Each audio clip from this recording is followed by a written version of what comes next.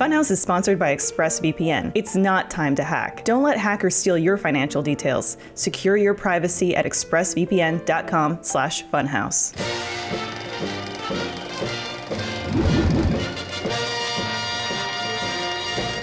Hello, everyone. Welcome to another week of Filmhaus. This week's guests include James and Elise Willems. How you guys doing?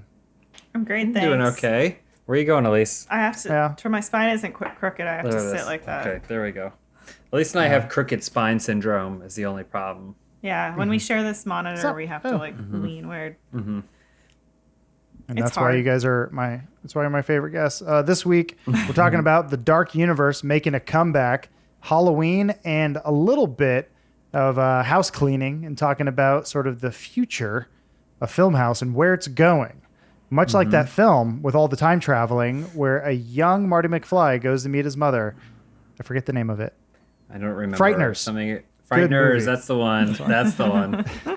I always love a Frighteners. So your reference. first news story, if we could just talk about Frighteners every week, I would be okay with that.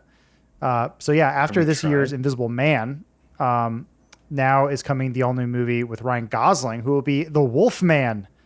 I'll read this blurb. This comes from Deadline. Universal Pictures has set its Wolfman project on a fast track to production. Lee Wannell, I think.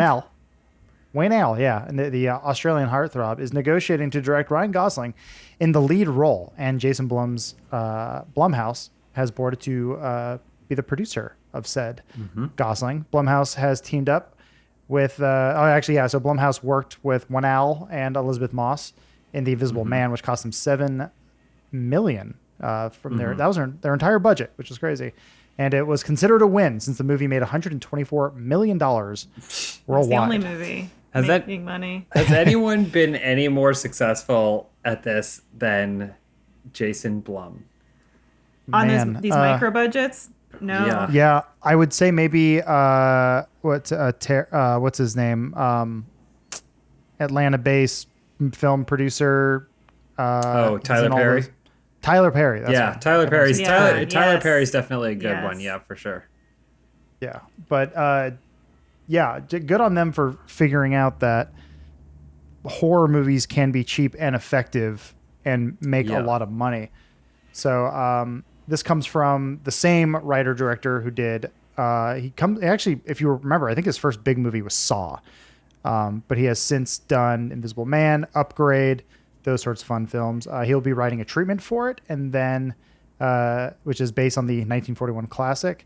And then Jason Blum, partner Lauren Schucker Blum, his wife, and Rebecca Angelo from Netflix's Orange is the New Black will be writing the script. So interesting. With these things set in motion, the question is the Dark Universe back? I mean, I think technically it is. This is interesting because Universal has tried to do the Dark Universe so many times. They're like, we can only trust ourselves. But now it's like, well, maybe you were the one ruining the Dark Universe. I don't think it's back in the form that they attempted, which was making an actual universe. It looks like the Invisible Man spurned interest. The success of it, of course, has started the conversation again. I know Jason Blumhouse has been interviewed about whether he would want to spearhead and kind of be the, Paul Perry, Tyler Perry. Oh no, who am I thinking of that does Marvel? My brain is. Kevin Feige. Kevin Feige. Would he be the Kevin Feige of the Dark Universe? And he hasn't been asked. And he doesn't know that he will be, apparently, given the interview that I read. But I do think he'd kind of be the guy to do it. There are a bunch of other of these projects in production, or stages of it, too. Like Elizabeth Banks is developing an Invisible Woman project right now. How is that possible? I don't know. And then James Wan is attached to produce Frankenstein. So there are all these Dark Universe balls in the air juggling once again, in the atmosphere. They cannot be tamed, but it's going to happen whether we like it or not. That's the important thing to remember about the Dark Universe. You cannot stop it, okay? It's like fighting back an evil, a dark evil. It will rise eventually, and it doesn't matter what you do. You can delay it, sure. It's like Yeah. in Judgment Day. You can delay it, but you cannot stop it. It will happen. It's inevitable.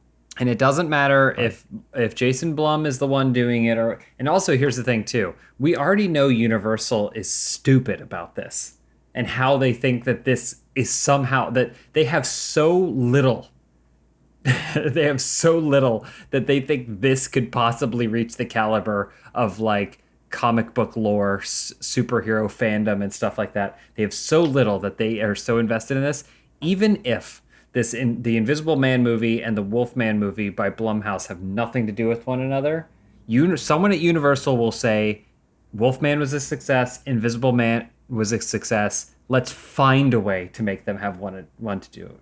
Well, I read recently, and I didn't even know this when we were in the throes of the Dark Universe reboot, but that the linking factor between all those Dark Universe movies was supposed to be Russell Crowe as the I guess he was just supposed to pop up across all those. He was the Nick Fury. Yeah, because I that's didn't why realize that. that's why because that's why the second half. I mean, that whole movie, The Mummy, is all bad, but like the second half is so weird because it just jumps to this world where Russell Crowe runs this organization that has all this stuff, and the book from the first Mummy's in it. You know, like it's all messed up and broken. No one had any clear vision, but yeah, it seemed to imply that Russell Crowe was going to be the Nick Fury of this franchise. Either I didn't know it or I just blacked it out. Well, that's when you left. Remember, I did leave. You did not make it through the whole movie, so maybe you missed the explanation after me. he called Tom Cruise a young man. Well, also in that movie, they kind of pulled a switcheroo because we thought the Mummy was going to be the female lead. I forget her name, but she was wearing Atomic Blonde. But we thought she was going to be the Mummy, but in fact, it was more like Tom Cruise was the Mummy. He got mummy powers at the end of the movie. Spoilers. Oh yeah. I saved you $4 on the Everyone DVD saw rental at the it. Red Box. He was Everyone like a wolf mummy man. Sorry. He was Yeah, like a wolf and then mummy man. Invisible Man, it's mostly revealed that the man is not invisible. He has a suit that makes him invisible. So anyone can be the Invisible Man or Invisible Woman if they want to. So And women are it often seems like they're treated kind of as keeping invisible. So that was the. I mean, that was basically the plot of that movie, but yeah. The thing about that Invisible Man movie is I believe it's not even connected or tied in or related in any way to the Elizabeth Banks one that's being developed for Invisible Woman. So now, like I said, yeah, it's just all these weird orbs in the air related to the monsters. I think this is kind of like just what happens when you have these properties. Like when one company like Disney owns these Marvel characters, and that's the only version of them that you can really get, except they're like, unless it's like Avengers Kids, like. But Universal seems like it's just open season on whatever. Yeah, there's no rhyme or reason or plan or central, orchestration to it. Yeah. Yeah, I guess I got to make that mummy money back because they spent so much getting that stuff ready. And I'm sure Johnny Depp, Javier Bardem, and everyone else involved was paid something to show up that day for that photo that none of them were actually there in the same room. I am genuinely curious because they for sure signed contracts that maybe not have had full guarantees, but they probably got paid more money than we could ever possibly imagine to not be in the same room with each other to take a photograph, which I think is pretty funny. Yeah. Will you guys Google Paul Feig Dark Army? Paul Sure. Feig. What is this? I'm not even really sure. This So is it's a Universal monster. Paul It's Feig, a Universal monster movie. Okay. This is Paul Feig, by the way, who was responsible for movies like Spy and the most recent Ghostbusters, not the newer one that's coming out soon. The second attempt, or the first attempt at a reboot. Also worked on a show called Other Space, which is supposed to be streaming again. Yeah. It was on Yahoo. It failed. It's actually a really good show. It's Very cute. much worth checking out. Yeah. Yeah. I really like it, but that's like coming it. to that's gonna be streaming for free pretty soon. I just read. Yeah. I had bought it on like Amazon. I watched it on Yahoo, believe it or not. Ooh. Wow. I know. It was weird. But yeah, the Dark What is- Army. yeah, what is this? I think it's going to be like a monster movie. You close the window, huh? Yeah, because he was killing our internet. Oh, I'll read But a yeah, quote here I from mean- him. He said, I wrote a draft and got thoughts from the studio, and now I'm in the middle of a rewrite on that right now. So hopefully that'll be my next movie. If it's not, it'll be the one after or whatever I do next. But yeah, I'm excited to do it. It's just you want to get it right. Okay. So this is a universal project. is the Dark Army a monster squad? Could we I say? don't know. Why wouldn't you lean on the branding of Monster Squad if you're going to? I know. I'm not something saying like it's Monster Squad, but I'm Yeah. saying Oh, the idea of a it's just squad the of Avengers. monsters. Yeah. the Avengers yeah, is it's called saying- Dark Army. Yeah, it would combine the original characters with the iconic Universal monsters. Okay, weird. Here's my big beef here. We always talk about Beef it. the heavy hitters, right? Mummy, Invisible Man, Wolfman. Bride of Frankenstein. I guess we're doing Frankenstein, Jekyll and Hyde. Where's the creature from the Black Lagoon? Yeah. It's I'm Creature just- from the why? Black Lagoon. If we're doing the Marvel comparison, Creature from the Black Lagoon is like a Doctor Strange. Like a second tier. You I see. wouldn't think that it would work until you see it work kind of situation, right? So you would have to lead off with your Captain Americas, your Frankenstein's monsters. You know, With the land runners. What? You need the people who are on land. Oh, I mean, I wasn't even thinking that. I was just thinking in terms of legacy of some of these stories, you know, like Dracula and Frankenstein's monster, whether or not they've been getting big movies. I mean, they have been featured in movies a lot. There's basically the creature from the Black Lagoon, and then what? That's it. We already decided at a certain point that just the shit that is in water that exists in real life is scarier. You know, like the creature from the Black Lagoon just wanted to bang that lady and didn't realize that she didn't have gills, and dragging her down was going to kill her.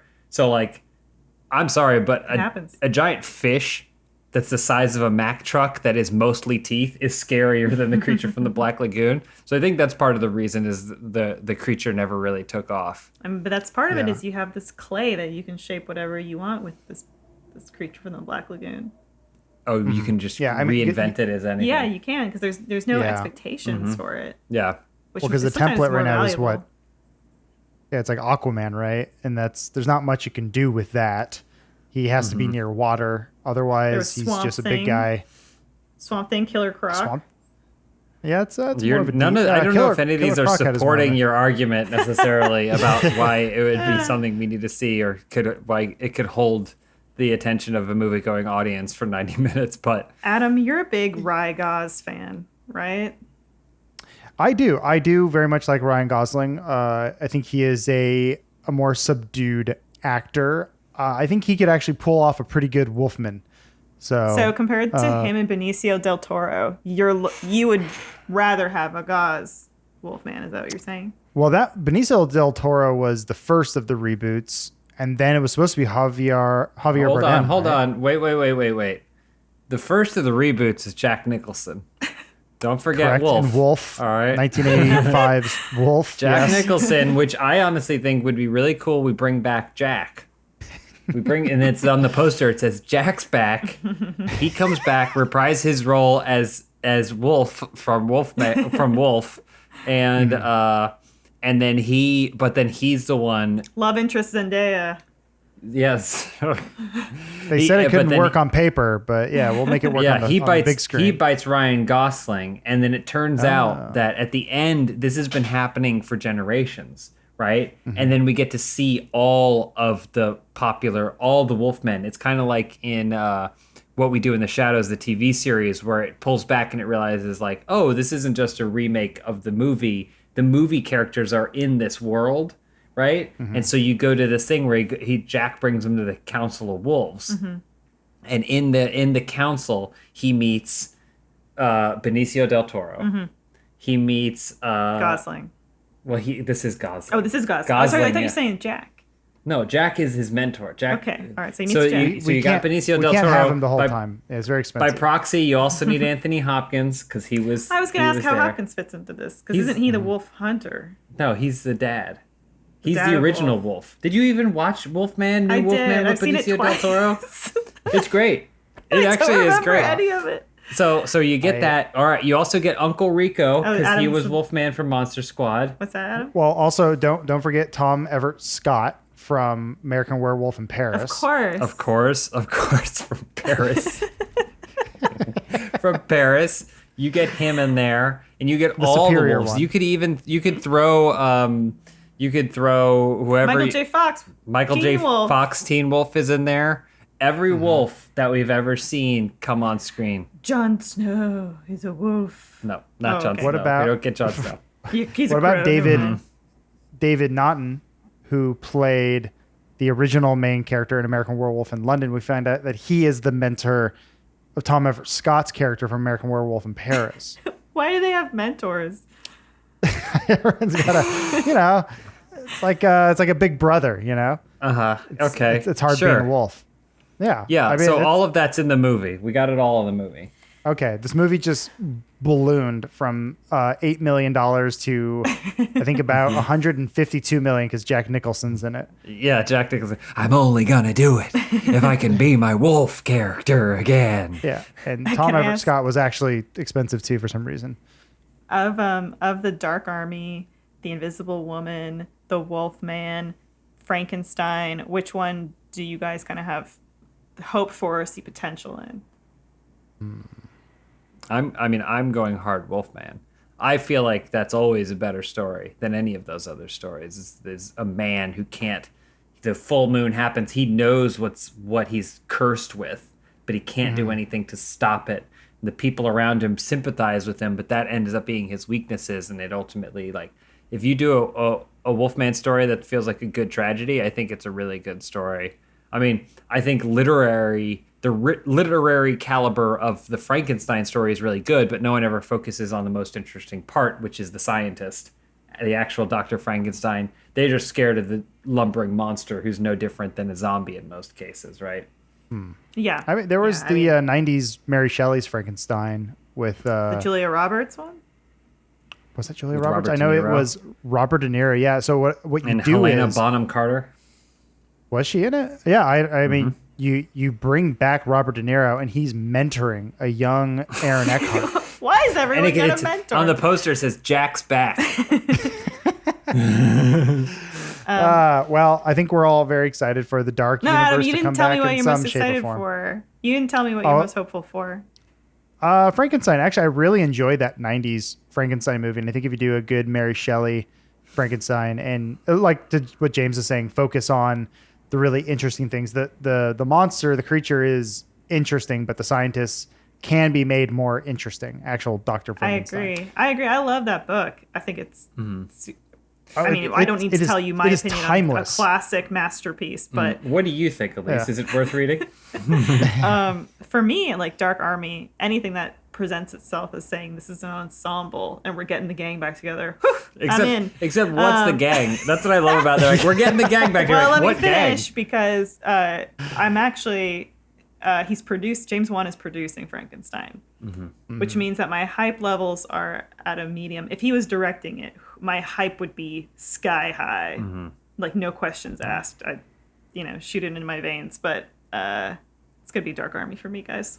Okay. Yeah. Well, I right, look Dark forward Army. to seeing it at a drive-in, like I saw Invisible Man. It should be exciting at Yeah. some point in the future. We're going to talk about the all-new Halloween movie coming not too soon. But first, a quick word from our sponsor. Hey guys, losing your hair is no fun, and it's one of those things that some of us just have to go through. 66% of all men start to lose their hair around age 35, and once you notice, well, sometimes it can be too late. Thankfully, we live in the far-off distant future of 2020, so we actually got you covered.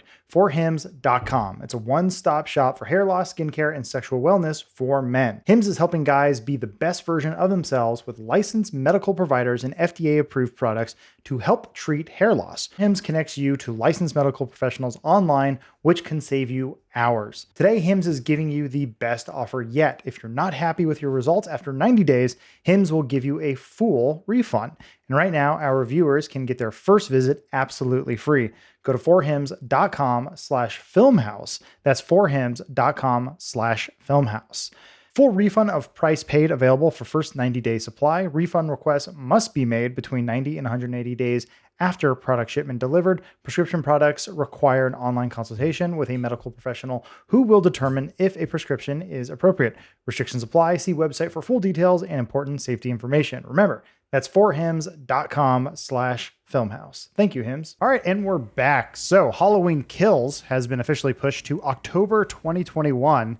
It was announced in a new 35-second teaser where Jamie Lee Curtis is in the back of a car screaming, "Let him burn," or "Let it burn."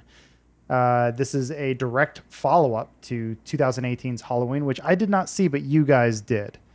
Mm-hmm. We did see it. Yeah. Yeah. It was good. I thought it was just okay. Good. Some people loved it, and it did really, really well, and I thought it was just okay. It felt like I was watching half of a movie, or there's like a lot missing from stuff. There's like one character that just kind of disappears across the whole film. I wouldn't say it's super memorable. It's no Halloween H2O, which I only appreciates with age, not for the right reasons. But I mean, any opportunity to watch Jamie Lee Curtis, I'm interested in, and I do love her embracing continuing to embrace the Halloween franchise, even as far as removed as it's gotten. It's been establishing her career. She's still kind of like, yeah, I'm into it. I love that. If there's one thing that, I mean, you don't need the Halloween franchise to prove it, but, and this is kind of a completely different topic, but it's kind of it's related.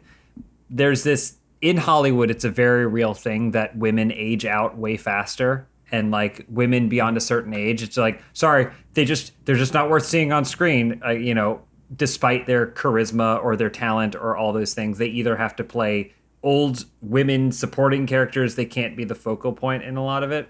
And I think the coolest thing about the Halloween reboot was it's Jamie Lee Curtis, who is not old by any means. She's still young in the humanity scheme of things, right? But she's so badass and compelling in that movie. Like, there's no reason that we shouldn't be seeing more films with people in her age group, leading these things. Like, it doesn't affect your enjoyment of it at all. In fact, the experience that she brought to that role and the investment she had in that franchise, I think, is probably one of the best things about it. And so for that sake, I love seeing people like Jamie Lee Curtis and others like continuing to be in these movies that if this was, the 90s, they would have rebooted with a much younger cast or something, like every 5 years, for fear of having someone in the cast that was more than older than 26. Well, you take like a Halloween H2O. Okay, keep mentioning and that. That's kind of the attempt, right? Yeah. Is to position Jamie Lee Curtis. And I guess she's still the matriarch figure in this, but at least it keeps her badass. Yeah, well, that's the thing. In H2O, which is garbage, by the way, no offense. There's one point in H2O where two people are walking through a kitchen in the dark, and then the movie does a scary sound, like in the soundtrack, and they get scared, except there's nothing that happened in the kitchen that caused that noise. They're scared of the soundtrack of the movie. It's just like someone was looking and they said, it's time for a scare.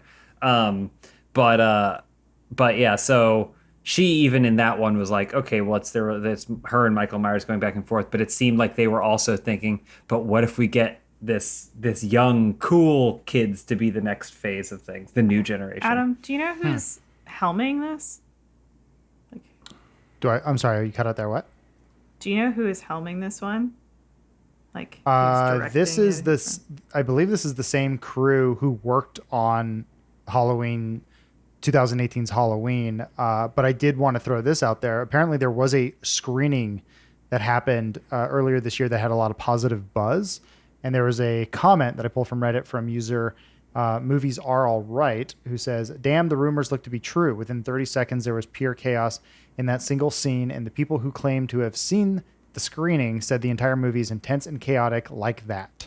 So, yeah, it looks like the movie that you guys talked about, the 2018 one, which didn't exactly hit the mark, went through a little bit of a rework phase, and they're just picking it up. It's almost like previous Halloween movies where the first one where, it takes about an hour before there's any real action or any, I mean, it's also not a very violent movie when you really look at it. It's more suspenseful, but yeah, apparently this is going to just be a nonstop, like Michael Myers going, it sounds like the firemen are going to rescue him, and then he's just going to tear the town apart, which That sounds great. sounds fun. Because I remember for the 2018 one, it was getting a lot of great buzz. Mm-hmm. It was getting really overwhelmingly positive buzz, and then I just kind of felt like it was a fine time. I keep forgetting that Danny McBride wrote and like Yeah. the 2018 one and this one, which is just so weird, but I guess like makes sense. Tom Hanks wrote for Larry Crown, so Yeah. So the case closed on a typewriter, no less. case closed. Yeah, he loves his typewriters. On the subject also of Aegis, the Tony Todd character Candyman is it's set to come out in this year, September. This is being written by Jordan Peele. But That's right. Yeah, they brought back the original actor, which I thought was very nice of them, very cool. So Can't do top 'em. Candyman without Candyman. That's That's like true. like I honestly like it's weird because as much as I love the Nightmare on Elm Street franchise, I never saw the one with what's his face from Watchmen? Rorschach, Oh yeah. Yeah, I never James something, or It's yeah, got 3 names. Yeah, Jackie, James Oh, Jackie Jackie Earl Earl Haley. Haley, I yeah. never saw the Jackie Earl Haley, but Yeah. to me, Robert Englund, like as long as Robert Englund would want to do Freddy Krueger, you'd want him to do it because, and I get you want a different take on the character from a different actor, and it does lend itself. Obviously, we saw that with It, right, where you get this incredible new performance. But Robert Englund to me, like that's the burnt skin on his face might as well be Robert Englund's skin. It's like, you thank know? you. So Thank you. tied to him. I appreciate that. But yeah, I did want to just mention that I got a couple notes here just saying it's sad to hear because that trailer, that little teaser looked pretty damn good. It's obviously short and it can't really, show off too much of this entire movie. But it's got me pretty buzzed, especially since the early screening has some hype behind it. But how do you guys feel about that? You think it's better to wait for when you can actually see this in a crowded theater instead of like waiting for just watching a digital release? Yeah, I mean, I don't have to be a movie studio accountant, so I don't have to figure out those numbers. So most of the time with almost every single movie that's getting delayed, I'm like, if it were me, for me as just sitting on my couch, I'm totally fine with you having released it on digital, and I probably would have rented it by now or something like that. But I get that financial pathway doesn't recoup the way they want it to. I think this is an interesting situation because it's not like they can say things are better and movie theaters are open around December or Christmas time. It's not like they can release Halloween then. They basically have 1 3-week window in which they can release this film every single year. So it does kind of suck that they have to make this choice to just push it 1 whole year when it doesn't probably need that much time. I would definitely want to see this in a theater, especially you get a good audience for this type of movie, this type of horror movie, and you're not necessarily shouting or talking. 8-year-old but on his you're- phone the whole time. I'll never like one of my favorite horror movie going experiences is when I went with some of my like girlfriends to go see Scream 4, and everyone in the theater really had the same mindset going into it, and that we were all like, "Don't go in there! What are you doing? Like you dumb like it was just so much fun, and everybody was just sort of into it in that way, and I think that this would be a blast. Too. Everyone except for Adam, who was also in the theaters, just hoping to be able to watch a movie quietly in the dark. Watch Halloween in silence.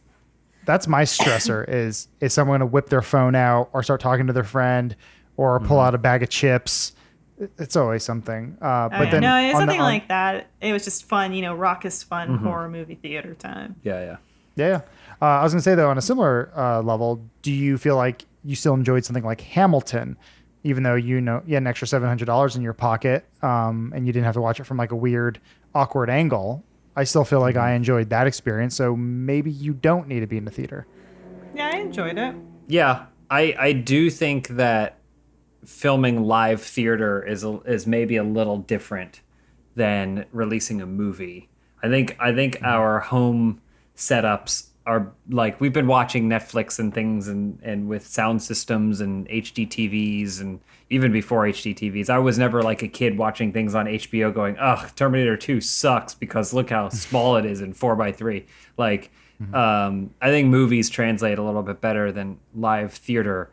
But I do appreciate that it makes it more accessible to people. I think it makes it more accessible to people, but then I think you're also more likely to see what I think I saw on my personal social media timeline, which is a lot of people talking about how Hamilton is overrated and and trash, and people have bad taste for liking it, and why do they settle for things that aren't this good, or musicals in general suck. Like, because I do think that being in the room while the person is performing that, when you have a Daveed Diggs do this big musical number, landing all of the steps and singing all of the notes perfectly, and you're realizing, like, you're in the room, so you understand that they didn't have a second chance. There was no takes. There were no cuts. Different kind of experience. I do think that is a different kind of experience that's kind of harder to replicate. I think if you have already seen Hamilton and then you see it on Disney Plus, you're like, oh yeah, I really appreciate it more. But if you haven't seen it, like I hadn't seen it, this is my first experience, I feel like you're like, oh, I do still wish that there had been an opportunity to go, whether it's a more affordable one or not every single theater being closed down, that there was an opportunity to just be in the room with that, because I do think it's different. There was some fun facts about Hamilton. Actually, I looked up that entire movie that they have on Disney Plus is based on 3 separate recordings. 2 were live, and then 1 was done without an audience, so they can get the close-ups, which I thought was kind of interesting. You're seeing a cut of 2 and a half different shows. Yeah, but I think that's how most stand-up is done too. I think a lot of stand-up specials will be like, we're going to record for 2 nights, and then that way we'll have the 2 things. I just know when I saw John Leguizamo live on off-Broadway or whatever when I was very young for his Freak one-man show, we were there. They were recording the HBO special, and it was the second night of the recording, and they were going to do 3 nights. So they comped my dad's tickets. I just know when I saw David Copperfield when I was very young, he made it snow inside the theater, but only for the first 4 rows. Yeah, except he had a whole team of people doing that. John Leguizamo, all the snow he did he had to do by himself. When he talked about his deaf uncle and the sign for bullshit, he had to do that by himself. Oh, jeez. Okay, so I saw the Mike Tyson one-man show. That was pretty good. He talked about the time he almost kicked Brad Pitt's ass. I bet he did.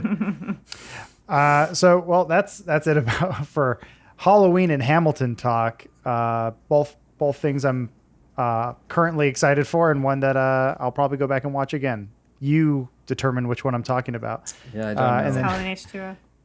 We're gonna talk some business moving up next. Pull the curtain back a little bit, if you will. But first, a quick word from our sponsor. Ordering online and cooking from home today is more important than ever, and that's why we are sponsored today by HelloFresh. HelloFresh offers a variety of recipes to choose from each week to help you break out of that recipe rut. We've all been there. You go to that age-old habit of just making the same thing, but with HelloFresh, you can break that cycle with some new ingredients that you probably had no idea that even existed and that are freaking delicious.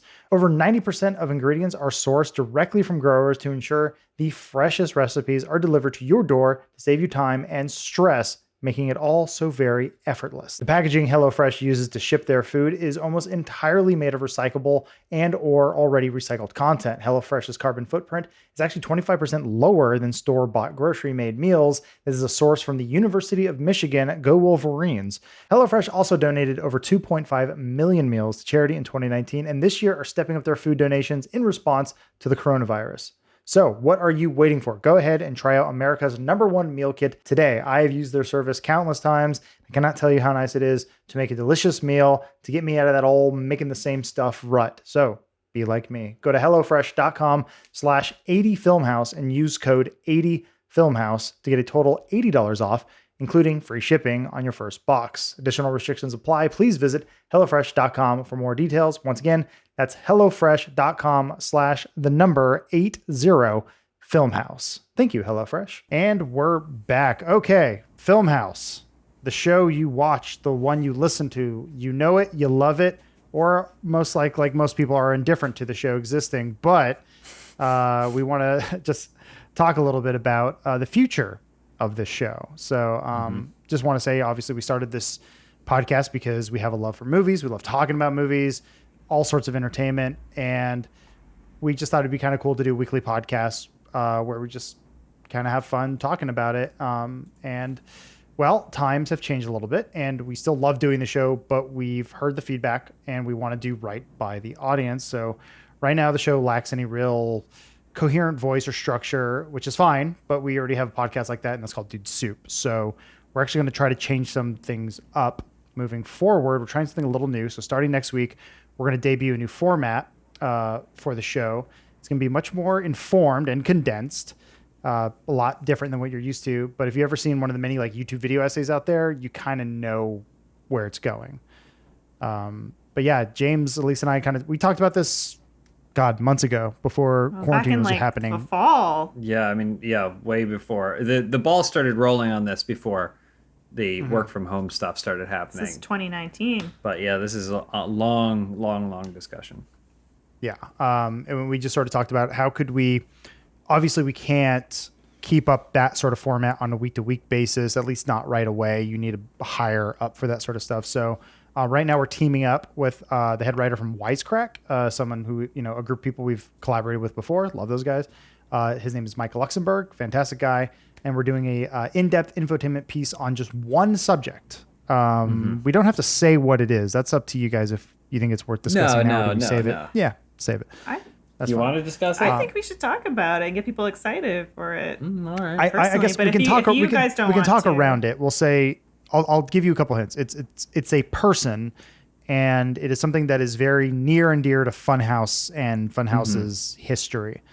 So I think keep it there. Keep it there. Yeah. So we're basically doing a in-depth video essay and infotainment breakdown and kind of thesis on this performer and their career and their history and what makes them why they were so good in Titanic. And they're a person that has been in much of Funhaus lore, and I would say Funhaus has a connection to, and maybe at times we've shortchanged in ways, and this is a little bit of a make good in that sense. Well, even if someone is the target of a joke, why were they the one worth targeting in the first place? It's not always supposed to be a takedown of that person. Sometimes it's because that person is such a phenomenon culturally that it's a touchstone that you can use. When you mention this person, again, maybe potentially from Titanic. It's not Billy saying. And I'm not saying it is, Elise. I'm not saying it is, but I'm also not saying it isn't. When you describe this person, or people immediately know who you're talking about, attributes of that person, whether or not they ran through the Titanic holding a gun, while it's sinking. Like these types of things are the things that are synonymous, so it's really easy to use them as comedic touchstones. We're testing this format with this video to see if you guys like it, and I enjoyed. Yeah. I think it's great. I think it's fun. Yeah. I mean, ultimately, the whole channel of Funhaus should be things that we put out that I think are actually entertaining to watch, right? And sometimes with podcasts, I mean, there's a whole bunch of meat and potatoes involved, but sometimes with podcasts, it's fun for us to talk about things. That's why we wanted to do a film podcast in the first place, because we like to talk about film and television, and we spend a fair amount of our free time, maybe as much, if not more, than playing video games. Probably, for sure, at least the three of us spend more time watching movies and TV than playing video games. So we enjoy talking about it, but we also want to make sure that the show is something that people enjoy watching. And so we kind of went back to the drawing board and said, what is that? Yeah, and I think in the state of the world and the way that the movie industry is right now, there's not a whole lot of new stuff to talk about on a podcast week to week as well. Right. Yeah. And talking to Mike from Wisecrack too, we don't want to just do a kind of copy paste of what they do. I think watching their channel is fantastic. They always take a they are the much smarter cousin to us. Everything they do always relates it back to philosophy and why it matters and why it makes sense in the greater scheme of the world. Ours is a lot more. It's kind of pure entertainment, and I think it was what's fun funny about to work that, with Mike on it because it was something that was so different from what they've worked on before. But we're going to try to have him on the podcast too to sort of talk about it as well. Yeah. But yeah, so you'll get to see basically the finished product of what we're called the test, right? What should we just call it? The test episode. The test. Yeah. The test episode next week. You'll get to see kind of what that looks like, what it is. Adam edited it, so it's got some like wacky Adam Kovic editing. It's definitely so that's worth seeing. Kovic style. Well, I mean, this is how I've basically done my entire career, which is like I will always do the first one, or I'll set the template and spend a lot of time on it. But then ideally in the future it goes, oh, you could just always look back at it and go, this is the style of the show. And if you ever need like a style guide, you look at that and go, oh, okay, I get it now. And you find that through the edit and through the process. And we all worked on it. We all contributed, Mike as a writer, us, with the subject, and then also changing, the script, working with him as like co-writers, and then unpersonalizing obviously, the subject. I mean, so also just to kind of give you like kind of a rundown of how it's formatted. It is for this first episode, it's James and I going back and forth on a topic, but we do stop and have some casual banter. But overall, it's just a much tighter cut. It's not as, free form as this sort of podcast that you're used to. And in our current discussion, this sort of podcast isn't going away. It's just once a month. In a perfect world, we would like to do one of these tighter, more infotainment style podcasts. Yeah, and I think part of it too is we're interested in the audience's feedback on that, right? Like, so what we were kind of potentially, again, this will be a test episode, so don't expect this to keep rolling out month after month. We don't have that in place yet, but if it does well enough and people like it and they want to see more and we can figure out how to make that happen, then something we'd like to do is use this podcast as kind of an ongoing discussion of how that bigger video is going, right? So, say 1 week we discuss the news and trailers or the things that we normally talk about on Filmhaus, the discussion, maybe a film battle royale or something, or who knows, perfect film battle royale. And then but then from that point, we can also use part of that podcast discussion to pitch ideas for what we think would be a good topic. Yeah, I think a great example also would be in today's episode, we talked about the Dark Universe and what we thought a fun Wolfman movie would look like. Or we talked about the history of the Dark Universe. So doing something that's more researched, raises questions, answers questions in a format like that, while still entertaining, still banter, has jokes, has fun editing techniques to it. Doing something like that kind of like is a little bit more deliverable to you in a 20-minute edit, I think would be really cool to do. Yeah. I think the idea too is that every month is sort of like that's our topic.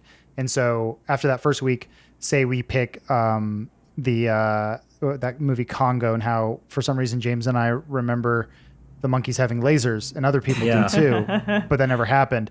And so then on the next week, it would be sort of like the previous week. We talk about news, those sorts of things for the first half, but then we bring up the subject, sort of the stuff we've been researching, all the stuff, how the script's coming along, things that we've discovered along the way. And then shortly after that time, we would already be recording. So now we have an additional 2 weeks to just work on this episode until it airs at the end of the month. So, and the good thing is that there's 5+ years of Funhaus where there has been so many movie discussions that have happened, questions that have been raised and not found answers for, different icons of the industry that we've lampooned or mocked, but then we've never delved deeper to say, wait, why this person? And I think a lot of those questions will come to fruition in this format. Absolutely. That is sort of our hope and dream of how Filmhaus can evolve and grow and become something a bit more focused, and have more of a place on our channel and make sense for the audiences. But it kind of, all that really comes down to is if this first episode does well, or at least gets enough of a positive reception that we can invest in it. This is our dark universe, basically. Oh God, this that's is a bad our sign. This is our Invisible Man. Yeah, we're gonna see. Well, I don't know. Yeah, this we've obviously we've tried a lot of different things with Funhaus, switching out hosts, trying different formats, shooting different places, but ultimately it always comes back to we just kind of want to talk about the things that we care about and continue to do that. So I just want to put that out there, and I hope you guys enjoy it. I had a lot of fun working on it. Oh, it's fantastic. The visual jokes that are in it, the photoshops and animations are great. Yeah, because it plays as something you could put in your pocket and listen to, but then if you watch it, you're going to get even more. Yeah, you did a great job for sure. cutting it. Yeah. Oh, thank you. And then we still have to kind of figure out what the audio version of that looks like for the audio listeners. Like, do we upload I think you can listen that to cut it. down, or do we do like a supplemental one on top of that that's audio only, that sort of talks about what went into the edit and the final product? We don't know yet. Still working on that. But right now, I just want to be. I always like being transparent with the audience and kind of talking about what we've been talking about. And I feel like enough time has passed now. Obviously, we're going to actually do this thing, that we can talk about it because it is becoming a reality. Let's get used to it. No, Sure. I mean, I hope we can get used to it. But yeah, that's about it. Next week. That's all I got to say. Yeah. Make sure to tune in next week. Let people know that next week won't just be your standard Filmhaus. It's going to resemble, I would say, it's going to be, if you enjoy film, but you prefer a Funhaus, like, say, what a GTA gameplay kind of looks like, what is that? And then imagine if, instead of just sitting down and going, what are we going to talk about? And then it becomes a conversation about X. Imagine if we got together, researched, compiled our thoughts, worked with experts to format our thoughts, and then put it through the Funhaus grinder. It's going to be insane. Nice. It's not about Billy Zane. Well, you don't know. We wouldn't tell you if it was. Let's how about that? I can say that the subject in which we're talking about did exist at the same time as Billy Zane. That's all I can really say. I know it doesn't narrow it down. Be Billy Zane. It just might be. This is a shock to you, Billy Zane. But I'm not going to say that it is, because I might be lying. But if I said it wasn't, that's also maybe a lie too. Well, I'm excited. Yeah, I'm very excited for everyone to see our fun little episode next week. If you like it, obviously, and you like this podcast, as always, tell a friend, tell a loved one, or just someone you just met on the street. It's always fun to just billboard shout space. Like, if there's someone if you don't like this podcast, send it to your worst enemy. Yeah. Oh, that's a good idea. Yeah. Wait, James and I already did the bit where we said don't tell anyone about it, but that didn't work. The show only got more popular. Weird. Yeah. What a burden. But that brings us to an end of our show today. Thank you, everyone, for watching, listening, all that stuff. And like I said, really excited for you guys to see the thing we've been cooking up. And we'll see you then. Cool. Bye. Take care. I will. Are you talking to me? Russell Crowe is going to Russell tie it Crowe together. is who we're talking about.